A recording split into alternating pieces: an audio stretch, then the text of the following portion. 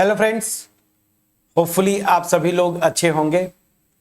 PGT TGT के जो PYQ series है उसको कंटिन्यू करते हैं और इसमें मैंने एक बहुत ही इंपॉर्टेंट टॉपिक सेलेक्ट किया है। ये टॉपिक ऐसा है फ्रेंड्स जो कि आपको बोलते हैं ना कि मेरिट लिस्ट में आपका रैंक को बढ़ाता है, क्योंकि मैक्सिमम मैंने देखा है स्टूडेंट्स को ये जो पर्टिकुलर टॉपिक है ना इससे घबराते हैं लोग, और एक से दो क्वेश्चंस अक्सर हर एक एग्जाम में आता है। तो आप देखेंगे कि ये जो है आपका रैंक बढ़ाता है, ठीक है। और ये टॉपिक जो है परमुटेशंस, कॉम्बिनेशंस एंड प्रोबेबिलिटी। हालांकि ये अलग अलग चैप्टर्स अगर आप देखें 12 लेवल का सिलेबस है, ये परमुटेशन कॉम्बिनेशंस अलग चैप्टर है, प्रोबेबिलिटी जो है अलग चैप्टर है। बट ये आपको पता है प्रोबेबिलिटी भी बिल्कुल परमुटेशन कॉम्बिनेशन से लिंक्ड होता है, या मैं यूं बोलूं डायरेक्टली यूज होते हैं प्रोबेबिलिटी में परमुटेशंस एंड कॉम्बिनेशंस के कॉन्सेप्ट। सो मैंने क्या किया, सेलेक्ट किया एक साथ हम इस वीडियो में परमुटेशन, कॉम्बिनेशंस एंड प्रोबेबिलिटी के लास्ट ईयर के बेसिकली मैं जो क्वेश्चन सेलेक्ट करूंगा UP PGT, TGT, GIC, lecturer और आश्रम पद्धति का जो एग्जाम्स हुए थे लास्ट ईयर में, उन पे बेस्ड जो क्वेश्चंस है उनको हम यहाँ पे टारगेट करेंगे। तो वीडियो को स्टार्ट करें, बट इससे पहले एक इंफॉर्मेशन कि अब इसी चैनल पे जो मेरा चैनल है ASY एकेडमी, इसी पे अब सारी वीडियोज आएंगी जो अप टू 12 लेवल का आपका सिलेबस है। क्योंकि जो मेरा जो चैनल है, एक और जो चैनल है हायर मैथ्स वाला, उस पे हमने 4 वीडियोस किए थे, अगर मैं सही हूँ, अलजेब्रा, लीनियर अलजेब्रा, और एक वीडियो मिक्स्ड किया था हमने, फिर 3D पे स्ट्रेट लाइन और प्लेन्स। तो वो बैचलर लेवल का सिलेबस था, तो मैंने वहाँ पे उसको पोस्ट किया था और आप वहाँ से देखें। बट अब जो भी वीडियोज़ आएंगी वो इसी चैनल पे आएगा, तो इस चैनल को आप सब्सक्राइब कर लें। रेगुलर इंटरवल्स पे मैं वीडियोज अपलोड करते रहूँगा। थोड़ा अगर वीडियोज अपलोड करने में डिले हो तो आपको घबराना नहीं है, निराश नहीं होना है। एग्ज़ाम आपका दिसंबर के बाद ही होने हैं, तो फिर पर्याप्त समय है। मैं आपको बीच बीच में जरूर वीकली कम से कम मैं 1 से 2 वीडियोज़ कोशिश करूँगा, ताकि आपका प्रिपरेशन चलता रहे और अपना प्रिपरेशन को कंटिन्यू करें। तो परमुटेशन का और मेरी लाइव क्लासेस मैंने अभी स्टार्ट किया 10th को, तो वो क्लासेस चल रही हैं। तो ठीक है, अगर आप नहीं आए तो आप ही के लिए मैं ये वीडियोज अपलोड कर रहा हूँ। जो भी रीज़न हो तो आप इससे अगर अच्छा कर सकते हैं, बहुत अच्छी बात है। तो जो टॉपिक है परमुटेशन, कॉम्बिनेशंस एंड प्रोबेबिलिटी, इसको अब मैं स्टार्ट करता हूँ। तरीका वही होगा कि अगर कोई कॉन्सेप्ट में अगर आपको मैं बोलूँ तो अगर लगता है कि ये नोट करना चाहिए, आप उसको नोट डाउन कर सकते हैं। मैंने पहला क्वेश्चन जो सेलेक्ट किया है यूपी टीजीटी 2021, ठीक है।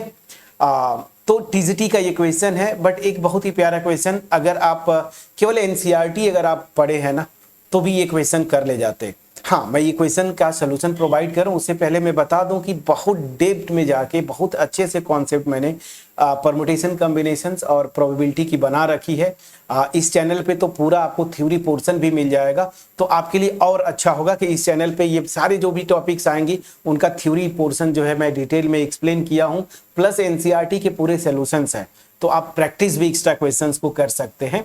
तो चलिए स्टार्ट करते हैं इस क्वेश्चन को, और आप जाके देखेंगे कि एनसीईआरटी के जो क्वेश्चन सोल्यूशन मैंने किया है इस तरह के क्वेश्चंस मिल जाएंगे आपको। तो टीजीटी 2021 का ये क्वेश्चन है। तरीका वही होगा, अगर आपको सीखना है क्वेश्चन को पढ़ेंगे, आप अपने से सॉल्व करेंगे, फिर मेरे सोल्यूशन से मैच करेंगे। How many words can be found with the letters of the word postman if every word begins with T and ends with M। अब देखिए इंटरेस्टिंग केस है, ऐसे कंडीशनल केसेस आते हैं और ऐसे ही क्वेश्चंस आपके एग्जाम में बनेंगे। तो पोस्टमैन में आप सबसे पहले तो देखिए, जब परमुटेशन, देखिए क्या बोला, how many words can be found, मतलब ये परमुटेशंस का क्वेश्चन है। परमुटेशंस मतलब अरेंजमेंट्स के क्वेश्चन है ये। तो यहाँ पे आपको सिंपली अरेंज करना है। तो आप अरेंजमेंट पे 2-3 केसेस जो किए थे, तो उसमें बस पहले आप जाके देख लीजिए कि जिन वर्ड्स को लेके हमें अरेंज करना है क्या वो डिस्टिंक्ट है कि कुछ पर्टिकुलर टाइप के ऑब्जेक्ट्स मतलब सेम टाइप के हैं। तो यहाँ पे मैं देख रहा हूँ POST फिर MAN, तो यहाँ पे कोई भी ऐसा ऑब्जेक्ट नहीं है जो कि सिमिलर टाइप के, सब के सब डिस्टिंक्ट है। तो ये आसान वाला केस आ गया। अब कितने ऑब्जेक्ट्स है ध्यान दीजिए, 3, 6 7 टोटल 7 ऑब्जेक्ट्स है, यहाँ पे डिस्टिंक्ट ऑब्जेक्ट्स हैं। अब आता हूँ मैं, जब सोल्यूशन करना है तो मैंने आपको जो तरीका बता रखी है, जो मैंने इसी चैनल पे मैंने जो सोल्यूशन बता रखे हैं, उसको अगर आप फॉलो किए हैं तो विद इन सेकेंड्स आप इस क्वेश्चन को कर लेंगे। क्वेश्चन में ये बोला ना कि कितने वर्ड्स बनाएंगे जो कि टी से शुरू हो लेकिन एम से इंड हो। तो देखिए 7 लेटर्स है, ठीक है ना। तो मैं ऐसे बॉक्सेस बना देता हूं ये आपको समझाने के लिए, अदरवाइज आप तो तुरंत फटाफट करेंगे विद इन, जब प्रैक्टिस में आ जाएंगे 3 4 5 6 एंड 7, ठीक है ना। ये टोटल 7 ऑब्जेक्ट्स हैं, इनसे मुझे अरेंज करना है। लेकिन बड़ा इंटरेस्टिंग केस क्या बोल रहा है कि हर एक वर्ड जो बनाना है ना वो टी से शुरू होगा और एम से इंड होगा। तो अब मैंने क्या बोला था, ये मेरी मेन जॉब है। मेन जॉब मेरी क्या है, 7 जो लेटर्स के वर्ड बनाना है, ये मेन जॉब है। इसको मैंने 7 सब जॉब्स में डिवाइड कर दिया, जिसमें पहली और आखिरी सब जॉब तो फिक्स है, इसके लिए एक ही ऑप्शन है। इसके लिए क्या एक ही ऑप्शन है ना, टी से फिल करेंगे, और इसके लिए भी एक ही ऑप्शन है, इसको एम से फिल करेंगे। अब रही बात बाकी के जो लेटर्स यहाँ पे आ रहे हैं, टी और एम को हटा दीजिए तो पी है, ओ है, एस है, ठीक है ना, फिर ए है एंड देन एन है। अब ये जो 5 बचते हैं, इन 5 ऑब्जेक्ट से इन 5 प्लेसेस या बॉक्सेस को फिल करना है। तो अब मैं यही से स्टार्ट करूं। इसके लिए कितने ऑप्शन है, इनमें से कोई एक फिल कर सकता हूं। तो यहां पे मैं मान के चल रहा हूं कि 5, मतलब इसके लिए कितने ऑप्शन है, 5 ऑप्शन हो गए। अब ये मैं मान के चल रहा हूं, अच्छा how many words can be formed with the letters. तो मैं ये मान के चल रहा हूं कि डिस्टिंक्ट, अगर क्वेश्चन में कुछ न दिया हो तो आप पहले डिस्टिंक्ट परमुटेशंस की बात करेंगे। मतलब मैं ये बोल रहा हूं कि रिपीटेशन अलाउड नहीं है, मैं ये बात करके चल रहा हूं। तो मैं मान के ये चलूंगा कि रिपीटेशन अलाउड नहीं है। अगर आंसर मैच ना करे तो फिर आप रिपीटेशन पे जाएंगे। एनीवेज, तो ये हो गया 5। अब देखिए एक अगर फिल कर दिया तो इसके लिए क्या होगा, मैं रिपीटेशन अलाउड नहीं, फॉर एग्जांपल मान लीजिए पी को फिल कर दिया तो बचेंगे मेरे 4, तो इसके लिए 4 ऑप्शंस हो गए। इसके लिए सेम, जब यहाँ पे कोई फिल कर दिया तो ये आगे रिपीट नहीं होना है, इसके लिए 3, इसके लिए 2 और इसके लिए 1। तो टोटल कितने बन जाएंगे, तो आपको पता है फंडामेंटल प्रिंसिपल, अब क्या लगेगा, मल्टीप्लीकेशन। तो यहाँ पे कितने हो जाएंगे, ये 1 × 1 इनको छोड़ दीजिए, तो 5 × 4 × 3 × 2 × 1 कितना हो जाएगा, 5 फैक्टोरियल। और 5 फैक्टोरियल की वैल्यू आप जब परमुटेशन कॉम्बिनेशंस की क्वेश्चंस आप करें, या प्रोबेबिलिटी की जब क्वेश्चंस आपको पता है आना है, तो जो कुछ फैक्टोरियल्स की वैल्यूज हैं उतना आप याद कर ले। जैसे 3 फैक्टोरियल की वैल्यू 6, 4 फैक्टोरियल की वैल्यू 24, 5 फैक्टोरियल की वैल्यू 120 एंड 6 फैक्टोरियल की वैल्यू 720, अगर मैं सही हूं, ठीक है ना। इतना तो आप याद कर लीजिए। अब इतने में आपका काम हो जाता है। तो जैसे 5 फैक्टोरियल मुझे पता है, 120 मुझे पता चल गया, तो कितने वर्ड्स बन रहे हैं आपने देखा, 120 आपका ऑप्शन में मैच करेंगे। ऑप्शन बी देखिए सही आंसर है। तो ये एक अच्छा क्वेश्चन था, जो कि बेसिक कॉन्सेप्ट अगर क्लियर है तो विद इन 30 सेकेंड्स इसको कर सकते थे, इससे ज्यादा नहीं लगेगा। So how many words can be formed with the letters of the word postman if every word begins with T and ends with M, ठीक है ना। तो यहां पे मैं मान के चल रहा था कि रिपीटेशन अलाउड नहीं है, और आपको जब न दिया हो तो आप यही मान के चलेंगे कि रिपीटेशन अलाउड नहीं है। तो मेरा आंसर आया 120, ठीक है। तो एक प्यारा सा क्वेश्चन जो कि आपके मैं बोलता हूं ना कि जैसे जब ये टॉपिक स्टार्ट कर रहे हैं तो एक मैं बोलता हूं ना प्रैक्टिस के लिए एक अच्छा सा क्वेश्चन था। इस क्वेश्चन को कर लेना चाहिए था आपको। एनीवेज, तो चलिए ये एक आसान सा क्वेश्चन हमने किया। अब नेक्स्ट क्वेश्चन की तरफ मूव करेंगे। ये बहुत ही प्यारा क्वेश्चन है फ्रेंड्स। यूपीपीएससी आश्रम पद्धति 2021 का ये क्वेश्चन है। आश्रम पद्धति में आया था एंड यूपी टीजीटी 2011 एंड 13। तो देखिए आपका क्वेश्चन कहीं कितनों पुराना हो, रिपीट हो सकता है। यूपी टीजीटी में ये 2 बार रिपीट हुआ था, 11 एंड 13, अगर मैं सही हूं। और यही क्वेश्चन रिपीट हो गया यूपी आश्रम पद्धति 2021, आश्रम पद्धति के जो लेक्चरर का जो एग्जाम हुआ था। अब ये क्वेश्चन क्या बोल रहा है, अगर आपको थोड़ा सा कॉन्सेप्ट पता है, परमुटेशन कॉम्बिनेशन अच्छे से किए हैं, तो आप इसको विद इन सेकेंड्स कर पाते। क्या है, if NPR is equal to 720 NCR then the value of R is. तो यहाँ पे पूछ रहा है कि R की वैल्यू क्या होगी। तो यहाँ पे जानते हैं आपको कुछ नहीं, ये क्वेश्चन इतना अच्छा क्वेश्चन है। अगर आप इधर NPR लिखे फिर NCR का फार्मूला लिखे, कैंसिल आउट करे, बहुत समय लगता है। लेकिन ये स्टैंडर्ड रिजल्ट है कि परमुटेशन कोफिशिएंट्स और कॉम्बिनेशन कोफिशिएंट्स में क्या रिलेशन होता है। तो NPR this is equal to R factorial NCR, ये मेरा रिजल्ट है फ्रेंड्स, ठीक है ना। ये रिजल्ट है, आप इसको एनपीआर का फार्मूला लिख के, एनसीआर का फार्मूला लिख के आप इसको डिराइव कर सकते हैं, या मैं कर दूं। चलिए, एनपीआर का फार्मूला क्या होता है, n factorial upon n minus R factorial, ठीक है, and this is equal to NCR का फार्मूला क्या होता है, n फैक्टोरियल अपॉन इधर r फैक्टोरियल और n minus R factorial. Actually ये इक्वल नहीं है, हमें इनके बीच में रिलेशन निकालना है। तो देखिए ये दोनों इक्वल कब होंगे, ये देखिए दोनों इक्वल कब होंगे, जब ये पोर्शन कैंसिल हो जाए। इसको कैंसिल करना है तो मैं क्या करूंगा, r फैक्टोरियल से मल्टीप्लाई कर दूंगा। अब ये मेरा क्या है, एनपीआर है, और इधर ये मेरा क्या है, एनसीआर है, एनसीआर, और इसको r फैक्टोरियल से मल्टीप्लाई कर दिया आपने। तो देखिए यही रिजल्ट मैं बोल रहा था। तो ये रिजल्ट आपको पता होना चाहिए था। अगर ये रिजल्ट पता है आपको एनपीआर और एनसीआर में रिलेशन, तो विद इन सेकेंड्स आप करते। इधर एनपीआर है, इधर एनसीआर है, और r फैक्टोरियल की जगह 720 है, तो कंपेयर कर देंगे तो r फैक्टोरियल इक्वल टू 720। मतलब क्या हुआ, r की वैल्यू निकालनी थी, तो यहाँ पे कौन से नंबर का फैक्टोरियल 720 होता है, मैंने जस्ट अभी आपको देखिए बताया भी था। ये देखिए कि 6 फैक्टोरियल तक तो आप याद करके रखें, तो 6 फैक्टोरियल की वैल्यू देखिए 720 होता है। दैट मीन्स r की वैल्यू यहाँ से क्या आ जाएगी, 6। तो आपका आंसर क्या हो गया, 6, ऑप्शन ए। तो देखिए आश्रम पद्धति का एक क्वेश्चन बिल्कुल रिसेंट जो एग्जाम हुआ उसका, एंड ये टीजीटी में आया हुआ है, मतलब 2 बार रिपीट किया हुआ। तो ऐसे क्वेश्चंस देखिए रिजल्ट बेस्ड क्वेश्चन पूछते हैं आपको। और रीजन यही है कि सिलेक्शन जो होता है, मतलब जो मेरिट लिस्ट में सेलेक्ट होते हैं और जो नहीं होते, 2 तरह के लोग होंगे। जो अगर ये रिजल्ट यूज नहीं करेंगे, आप इस तरह से लिख के फिर आप r फैक्टोरियल की वैल्यू निकालेंगे, उसमें 1 मिनट से ज़्यादा समय लग जाएगा। लेकिन अगर प्रैक्टिस किए हैं आप, और अगर थोड़ा सा ये रिजल्ट दिमाग में है आपके, तो देखिए विद इन 15 सेकेंड आंसर आ जाता, रंग होंगे 30 सेकेंड्स में फ्री हो जाते। तो जो एक क्वेश्चन का 30 सेकेंड्स आपने बचाया, वो किसी और क्वेश्चन में यूज होता। और यही करना है फ्रेंड्स, आपको जितना आप समय बचा सके, जितने रिजल्ट्स को याद कर सके, मेरा मोटिव भी यही है कि आपको वो टूल देना जिससे कि आप समय बचा सके। हाँ, कुछ क्वेश्चंस होंगे जिसमें कैलकुलेशन करना ही करना पड़ेगा, तो जब इधर नहीं बचा के रखेंगे तो उधर कैलकुलेशन में समय तो और चला जाएगा ना।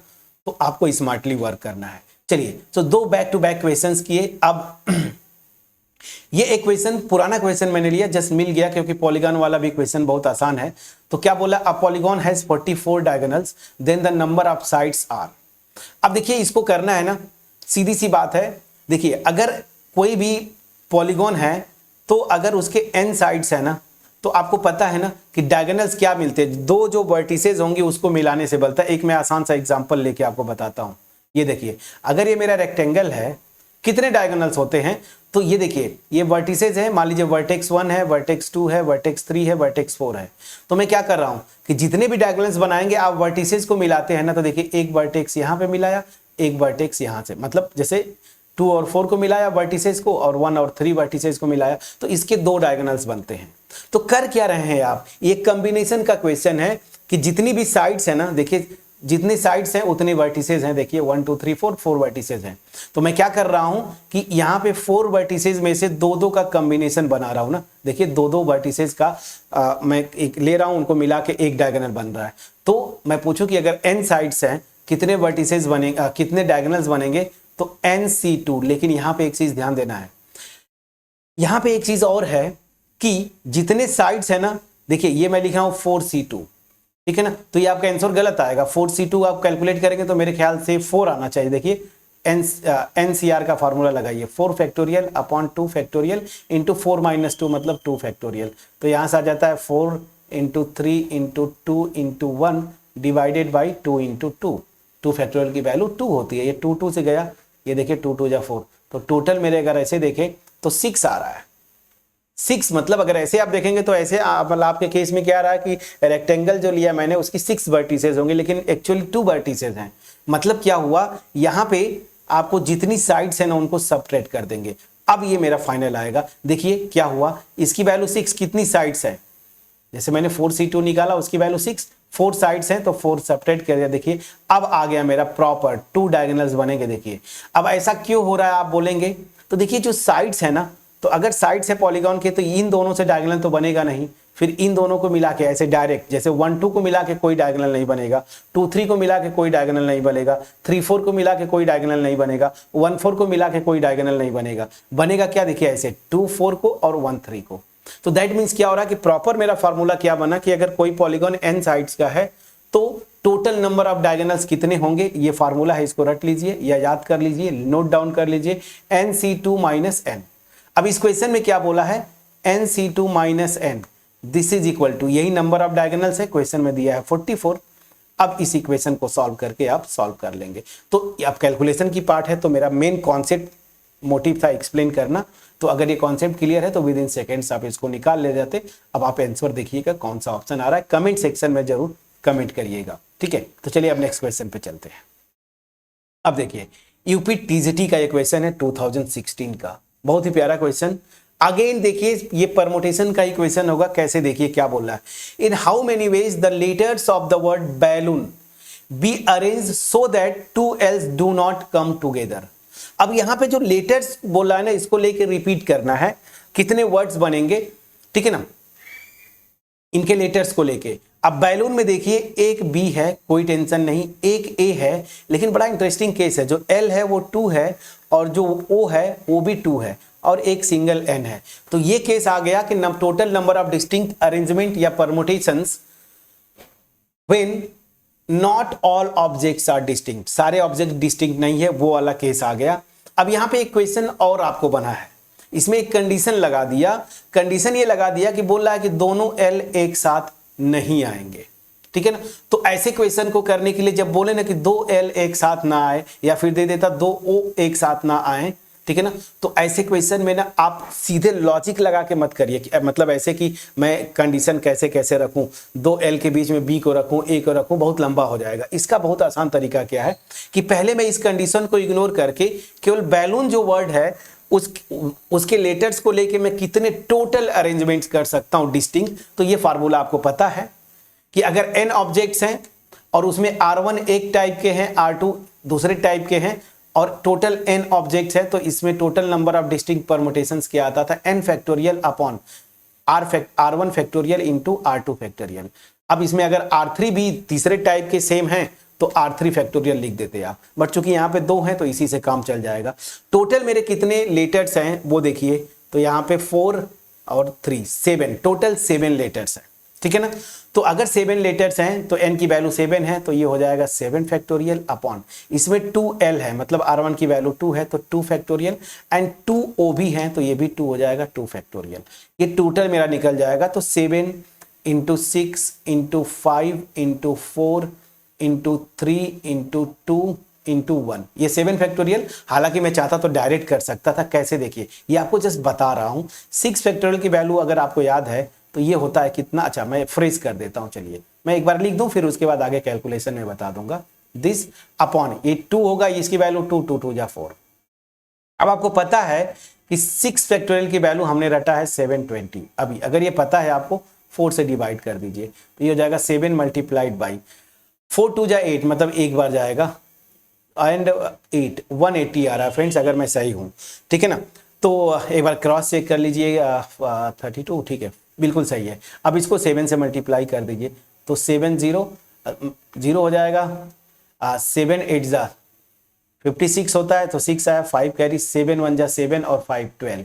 तो टोटल में कितना निकाला, कितना 1260, मतलब 1260, 1260, ये टोटल आ गया बिना कंडीशन के। अब ऐसे क्वेश्चंस को कैसे करेंगे, बड़ा इंटरेस्टिंग केस है। अब बॉक्सेस बना लीजिए, जो हम परमुटेशन के क्वेश्चन में जो अक्सर मैं बताता हूं कि बॉक्स बना के करिए, जैसे यहां पे बनाया।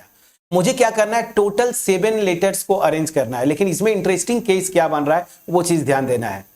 बी ए और ये जो 2 ओ है ना, इनको अलग अलग एज्यूम करिए फिलहाल अभी, और एक एन, लेकिन जो एल को एक साथ में रखूंगा। इसमें क्वेश्चन में क्या बोला कि दोनों एल एक साथ ना आए, तो मैं क्या करूंगा कि मैं वो परमुटेशन निकाल लूं, उतने कितने परमुटेशंस बनेंगे जिसमें दोनों एल साथ आएंगे, ये निकाल लूं, और ये मेरा टोटल है, इसमें कोई कंडीशन नहीं, इसमें वो सारे हैं जिसमें 2 एल साथ भी आएंगे, 2 एल साथ नहीं आएंगे, इसमें टोटल है ये। तो मैं निकाल लूं कि दोनों एल साथ आए वो कितना होगा, तो अगर इसमें से मैं सबट्रैक्ट कर दूंगा तो मेरा आंसर आ जाएगा। तो अब मैं ऐसे कर रहा हूं, तो इसको एक बॉक्स अब एज्यूम करिए, ठीक है।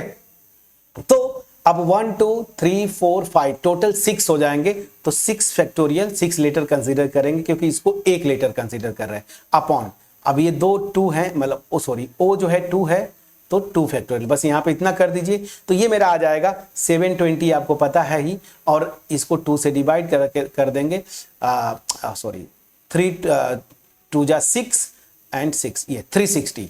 अब देखिए आपका ये आ गया, टोटल मेरा 1260 आया था। ये इसमें वो सारे के सारे परमुटेशन है जिसमें 2 L साथ भी हैं, 2 L साथ नहीं है, और ये जो मैंने निकाला इसमें दोनों L साथ है, तो इतने को सब्ट्रैक्ट कर दूंगा इसमें, तो मेरे बचे हुए क्या आएंगे जिसमें दोनों L साथ नहीं होंगे, तो 360 आप सब्ट्रैक्ट कर दीजिए तो 0 9, तो टोटल 900 वर्ड्स ऐसे होंगे जिसमें दोनों L, यहाँ पे दोनों L साथ साथ नहीं होंगे। तो आपका आंसर क्या होना चाहिए 900। देखिए ऑप्शन सी यहाँ पे दिया हुआ है। कितना अच्छा क्वेश्चन है ये जो यूपीटीजीटी 2016 का क्वेश्चन, एक प्यारा सा क्वेश्चन। इसको करने में ठीक है 40 सेकेंड्स में मान लेता हूं, इससे ज्यादा नहीं जाता, मैं तो आपको एक्सप्लेन कर रहा हूं ना, आप अदरवाइज कॉन्सेप्ट क्लियर है तो 40 सेकेंड्स, या आप मान के चलिए 50 सेकेंड्स मान लीजिए, 50 सेकेंड्स में आप इसको कर ले जाते, 10 सेकेंड्स में इसको रंग देते, जो सर्कल था सी वाला, तो आपका हो जाता। तो इसमें कहीं से कोई डाउट था प्लीज बोलिए। देखिए मैं क्वेश्चन जब स्क्रीन पे लाऊं तो आपका ड्यूटी है कि आप अपने से इसको करने की कोशिश करें, मेरा वेट मत करिए, अदरवाइज आप सीख कहां से पाएंगे, फिर तो कोई फायदा नहीं हो पाएगा ना। चलिए अब नेक्स्ट वीडियो बोल रहा हूं, नेक्स्ट क्वेश्चन। अब ये देखिए जीआईसी लेक्चरर 2015 का क्वेश्चन है, थोड़ा पुराना क्वेश्चन, बट ये इसलिए इंपॉर्टेंट है क्योंकि ये एक रूल है, ये एनसीआर मतलब कॉम्बिनेशन कोफिशिएंट की प्रॉपर्टी है। अगर वो प्रॉपर्टी नहीं पता है तो मैं बता देता हूं, ये है कि अगर NCR this is equal to NC, मान लीजिए मैं इसको बोल देता हूं पी, क्या मैं फिर से बोल रहा हूं कि अगर आर और पी दो ऐसे इंटीजर मतलब पॉजिटिव इंटीजर्स है सच दैट एक फिक्स एन के लिए एनसीआर इक्वल टू एनसीपी है, तो यहां से दो कंडीशन बनते हैं, या तो ये R इक्वल टू पी हो जाए, या फिर R और P का सम जो है ना, ये जो ऊपर इंडेक्स मतलब जो नंबर है n इसके इक्वल होगा। ये बड़ा इंपॉर्टेंट रिजल्ट है फ्रेंड्स, इस रिजल्ट को यूज करके आपका बहुत सारे क्वेश्चंस बने हैं और बनते भी रहेंगे। कॉम्बिनेशन कोफिशिएंट्स की ये प्रॉपर्टी है।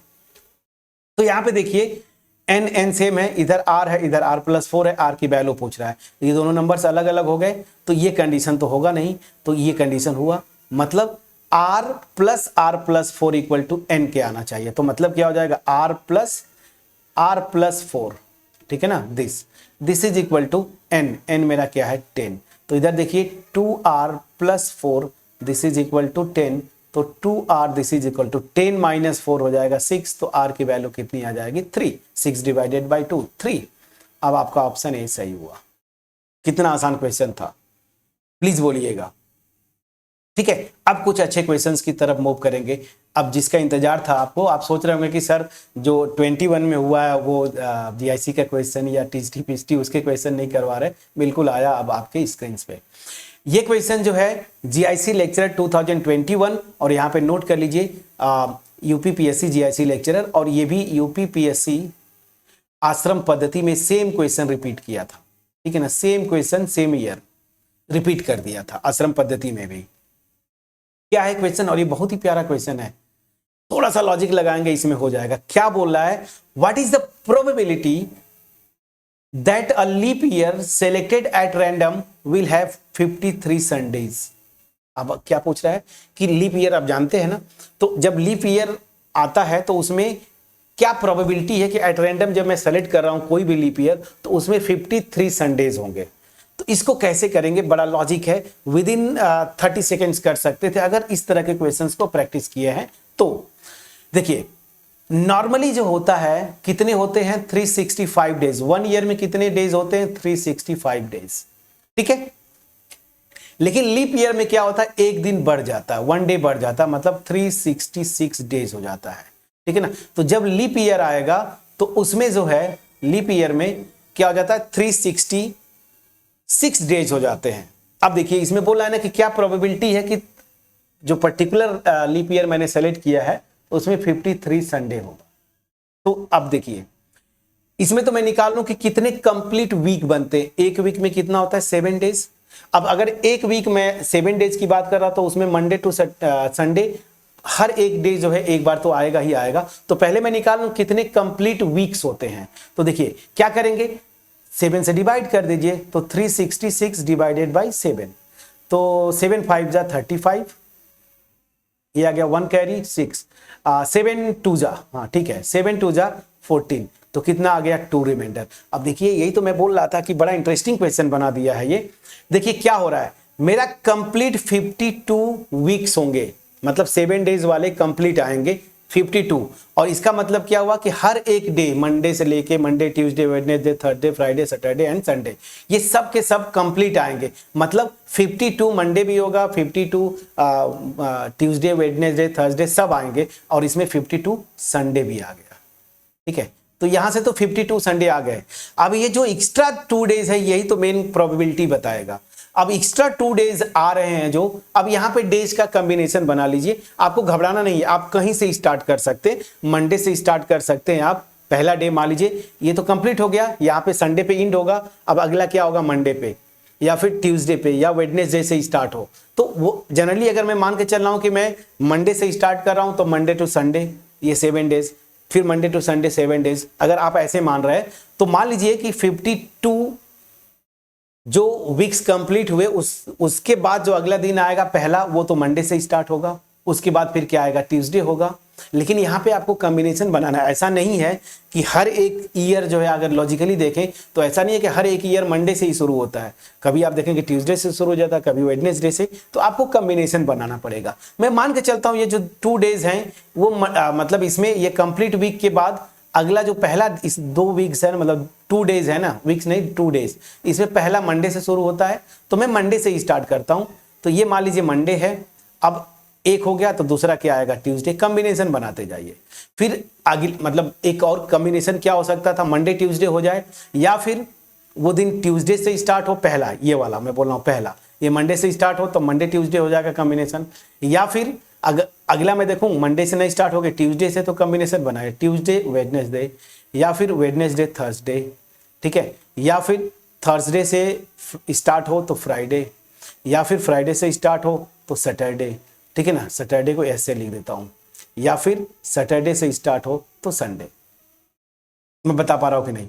तो कितना हो जा रहा है देखिए, 1 2 3 4 5 6, और एक और मान लीजिए संडे से स्टार्ट हो जाए तो संडे से मंडे। अब ये टोटल 7 कॉम्बिनेशन बनेंगे इन 2 डेज का। मैं मान के चल रहा हूं पहला मंडे से शुरू हो सकता है, तो मंडे ट्यूसडे ये 2 दिन जो होंगे। अगर मंडे से ना हो कि ट्यूसडे से स्टार्ट हो तो ट्यूसडे वेडनेसडे, वेडनेसडे से स्टार्ट हो तो वेडनेस थर्सडे। इस तरह से आपके ये टोटल 7 पॉसिबिलिटीज है, ये जो एक्स्ट्रा 2 डेज है ना उनको होने की। मैं लॉजिक बता पा रहा हूं कि नहीं? अब देखिए इसी में तो ये मेरा सैंपल स्पेस की साइज बता देता है। तो सैंपल स्पेस की साइज कितनी है? 1 2 3 4 5 6 7, 7 हो गया। अब ध्यान दीजिए, बोल क्या रहा है ना कि 2 संडे आए उसमें, मतलब यही बोला ना कि 53 संडेज। तो इसमें बोल रहा है कि कितने संडेज की पॉसिबिलिटीज है। तो संडे कहाँ कहाँ आ रहा है वो देख लीजिए। तो इसमें देखिए एक संडे यहाँ पे आया, ये देखिए एक संडे ये यहाँ पे आया और एक संडे यहाँ पे आया। मतलब क्या हुआ कि संडे पाने की जो मेरी फेवरेबल जो इवेंट्स हैं उसमें से ये 2 हैं। तो मेरी प्रोबेबिलिटी क्या होती है? प्रोबेबिलिटी आप कोई इवेंट मान लीजिए, इस इवेंट को मैं नाम दे देता हूं ई। तो क्या हो जाएगा? Total number of favourable events to this E and total जो सैंपल स्पेस की साइज है। तो इसमें कितने फेवरेबल हैं संडे को? देखिए एक ये और एक ये। तो ये हो जाएगा 2 डिवाइडेड बाई टोटल कितने हैं 7। तो 2/7 आपकी प्रोबेबिलिटी होनी चाहिए। ऑप्शन सी आपका करेक्ट आंसर है। मैं समझा पाया कि नहीं? तो ये बहुत ही तगड़ा क्वेश्चन पूछा था। हालांकि ऐसे क्वेश्चंस मे बी आपके लिए नया हो, बट मैं चूंकि जेई फील्ड में मैं बहुत पहले से हूँ। अभी तो मैं 10 ईयर से हायर मैथ्स में हूँ, बट उसके पहले मैं शुरुआत एज ए प्रोफेशनल टीचर मैं अपने कैरियर का तो जेई फील्ड से किया था। तो वहाँ पे ऐसे क्वेश्चंस तो कॉमन थे, मैं कई बार अक्सर करवाते थे हम लोग। तो मेरे लिए तो नया नहीं था, बट ठीक है, लॉजिक अगर आपके लिए नया था तो ऐसे अगर कुछ इससे मिलता जुलता क्वेश्चन आए तो आप दिमाग बिठाइए कि कंप्लीट वीक डेज निकाल लीजिए। और दूसरा चीज़ ये ध्यान रखिए कि जो ईयर सेलेक्ट कर रहा हूँ ऐसा नहीं है कि वो मंडे से ही स्टार्ट होगा, वो ट्यूसडे से भी हो सकता है, वेडनेसडे से भी हो सकता है स्टार्ट। समझ में आ रहा कि नहीं? तो फिर आप उस तरह से कॉम्बिनेशन, ये जो 2 डेज हैं उसका कॉम्बिनेशन आप स्टार्ट कर सकते हैं। मंडे से स्टार्ट कर सकते हैं, कोई चाहता कि संडे से, तो संडे से स्टार्ट करिए, लेकिन यही 7 बनेंगे, इनके अलावा और कोई नहीं बनेगा। आप किसी से स्टार्ट करिए। मैं मंडे से स्टार्ट किया, आप ट्यूसडे से स्टार्ट करके देखिए यही 7 बनेंगे, इसके अलावा और कोई नहीं बनेगा। तो उसका टेंशन नहीं है। तो मैंने देखा फेवरेबल जो आउटकम्स थे यहाँ पे वो 2 थे, टोटल सैंपल साइज यहाँ पे 7 है तो 2/7। अब इसको आप 30 सेकेंड्स में कर सकते थे, अगर बहुत लगता 45 सेकेंड 50 सेकेंड्स, उससे ज़्यादा नहीं लगता, विदिन 1 मिनट्स आप कर सकते थे। तो एक प्यारा क्वेश्चन जो मैंने मेरी तरफ से आपके लिए लॉजिकली मैं बताया, अगर आपके पास पहुंच पाया होगा कमेंट सेक्शन में कमेंट जरूर करेंगे। तो अब जब भी आप करें ये क्वेश्चंस, मतलब अब इसके आगे जो भी वीडियोज आएंगी इसी चैनल पे आएगा, तो इस चैनल को आप सब्सक्राइब कर लें ताकि जब भी वीडियो जाए आपके पास नोटिफिकेशन पहुंच जाए। सब्सक्राइब करने से नोटिफिकेशन नहीं जाता, उसके साथ साथ बेल आइकन भी क्लिक कर लीजिएगा तो आपके पास नोटिफिकेशन अपने आप पहुंचता जब भी वीडियो मैं अपलोड करूंगा। जैसा कि मैं बोला, मेरी क्लासेस भी होती हैं यहाँ पे, उसके अलावा फिर मैं जब समय निकाल के वीडियोज अपलोड करने के लिए कंटेंट तैयार करना, तो आपके लिए भी उधर हायर मैथ्स पे भी, तो सबके लिए करना है। तो वीकली मैं एक की मैं पूरी कोशिश करता हूँ। देखिए, प्रॉमिस करना मतलब होता है कि प्रॉमिस टूट जाता है। मैं कोशिश करूंगा कि 1 से 2 वीडियोस एटलीस्ट एक तो पर वीक पहुंचे, ताकि आपका प्रैक्टिस कम से कम हो कि नए नए टॉपिक्स पे। और फिर ऐसा नहीं कि एक बार मैंने ये प्रोबेबिलिटी करवा दिया, परमुटेशन कॉम्बिनेशन तो खत्म हो गया। जब सारे टॉपिक्स खत्म हो जाएंगे तो फिर से जो क्वेश्चंस करवा दिए उसके अलावा और क्वेश्चंस मैं सेलेक्ट करूंगा, अपने से करवाने की कोशिश करूंगा। ठीक है, तो इस चैनल को जरूर सब्सक्राइब कर लीजिए, बेल आइकन जरूर क्लिक करिएगा ताकि नोटिफिकेशन पहुंचता रहे। ठीक है, जब भी वीडियोज अपलोड हो। ये question one of the best questions, और इसमें मैं बोल रहा हूं कि 80% जो लोग एग्जाम में अपियर होंगे, वो एग्जाम का जो प्रेशर होता है, ये क्वेश्चन जीआईसी लेक्चरर 2021 का है। जरूर इस क्वेश्चन को गलत किए होंगे या तो छोड़ दिए होंगे, क्योंकि यहाँ पे निगेटिव मार्किंग होता है। ठीक है ना, क्योंकि यहाँ पे जो क्वेश्चन था ना, थोड़ा सा घुमाया था। क्वेश्चन क्या है, पहले तो आप अभी तो रिलैक्स्ड है ना, क्वेश्चन को मैं पढ़ रहा हूं, वीडियो को पॉज करेंगे, अपने से सॉल्व करने की कोशिश करेंगे। क्वेश्चन क्या बोल रहा है, if A and B are 2 events such that probability of A is 1/3, probability of B is 1/4 and probability of A union B is 1/2, then the value of probability of A given B complement पूछ रहा है friends. अब ध्यान दीजिएगा, conditional probability, इसी को क्या बोलते थे, कंडीशनल प्रोबेबिलिटी। किसकी कंडीशनल प्रोबेबिलिटी, ए, और पहले से क्या हो चुका है, बी कॉम्प्लीमेंट हो चुका है। तो आपको रिजल्ट पता है कि conditional probability of A given B, वो रिजल्ट पता है, मैं यहां पे लिख दूं, conditional probability of A given B. ये क्या होता था, probability of A intersection B divided by probability, अगर मैं सही हूं तो प्रोबेबिलिटी ऑफ जो पहले हो चुका है, पहले बी हो चुका है तो प्रोबेबिलिटी ऑफ बी। ये होता है conditional probability of A given B, ऐसे पढ़ते थे। अब सेम फार्मूला पहले यहां लगा दीजिए, तो यहां पे क्या आता है, प्रोबेबिलिटी ऑफ ए और यहां पे गिवन बी कॉम्प्लीमेंट। ठीक है ना, बी कॉम्प्लीमेंट पहले हो चुका है, जैसे यहां पे बी पहले हो चुका है, उसके बाद हम ए की कंडीशनल प्रोबेबिलिटी निकाल रहे हैं। तो हमारे कॉन्सेप्ट से क्या हो जाएगा, अगर ये फार्मूला पता है तो probability of A intersection B complement upon, पहले क्या हो चुका है, बी कॉम्प्लीमेंट हो चुका है। ठीक, अब यहां पे देखिए फ्रेंड्स, कुछ तो कॉन्सेप्चुअल सेट थ्योरी का कॉन्सेप्ट तो आपको याद होने चाहिए, अदरवाइज ऐसे क्वेश्चंस में आप अगर कुछ भी नहीं पता तो कर ही नहीं पाएंगे। तो यहां से पहली चीज की ये क्या होगा, ये बड़ा, इसमें जो घुमाया था ना, ये जो ए इंटरसेक्शन बी कॉम्प्लीमेंट है, यही मेन घुमाया है। बाकी यहां पे तो आपका आसान है। ये आपको पता है, किसी भी अगर मान लीजिए कि इवेंट ई है, इसके कॉम्प्लीमेंट को हम ऐसे भी लिखते हैं और बार भी लगाते हैं, यहाँ बार लगा दिया है, तो इसकी प्रोबेबिलिटी होती थी 1 - P ऑफ ई ना। तो यहाँ पे क्या हो जाएगा, बी कॉम्प्लीमेंट की प्रोबेबिलिटी 1 - P ऑफ बी। तो चलिए, एक तो अभी बनाए, लेकिन ये कंप्लीट फार्मूला नहीं बना। ये कैसे निकालेंगे, इसके लिए सेट थ्योरी का कॉन्सेप्ट यूज करना पड़ेगा, और यही मैं बोलता हूं कि सेट थ्योरी आपको आना चाहिए, और वहां पे खास करके वेन डायग्राम। चलिए मैं कोशिश कर रहा हूं वेन डायग्राम बनाने का। ठीक है, यहां पे ये एक सेट मान लीजिए मेरा ए है, ठीक है ना, और दूसरा मेरा सेट जो है यहां पे ये बी है, छोटा सा, ये मेरा बी है। ठीक, मैं चाहता हूं ए इंटरसेक्शन बी कॉम्प्लीमेंट के साथ ए का इंटरसेक्शन। ध्यान दीजिएगा, तो बी जो है ये पोर्शन है, और ध्यान दीजिए इतना पोर्शन मेरा ये क्या है, ए इंटरसेक्शन बी है। फ्रेंड, बड़ा इंटरेस्टिंग है, ए इंटरसेक्शन बी है। अब अगर मैं बोलूं कि पहले आप बी का कॉम्प्लीमेंट निकालिए, तो आपको पता है बी को छोड़ के, तो बी को छोड़ के देखिए, मैं ग्रीन कर रहा हूं, थोड़ा सा आपको पूरा लॉजिक में बताने की कोशिश कर रहा हूं। बी को पूरा छोड़ दिया मैंने, ठीक है ना। बी को जब छोड़ेंगे तो देखिए इतना पोर्शन आ रहा है, ये जो इंटरसेक्शन वाला पोर्शन है वो तो बी के एलिमेंट है ही ना, बी और ए के कॉमन है, तो ये ग्रीन पोर्शन है, मतलब ये ब्लू वाला पूरा पोर्शन जो है ये मैंने छोड़ दिया। अब ध्यान दीजिएगा, इसमें जो है इतना पोर्शन जो है ना कॉमन है ए और बी का, समझ में आ गया। तो जब ए के साथ इस ग्रीन का इंटरसेक्शन निकालेंगे तो एग्जैक्टली क्या आएगा, ये जो ग्रीन पूरा है और ए मेरा ये पिंक था। अब ध्यान दीजिए उसमें से भी मैंने ये जो कॉमन है ना ए और बी का, ये मतलब ए इंटरसेक्शन भी उसको छोड़ दिया है। क्यों? क्योंकि बी कॉम्प्लीमेंट में ये पोर्शन नहीं आएगा।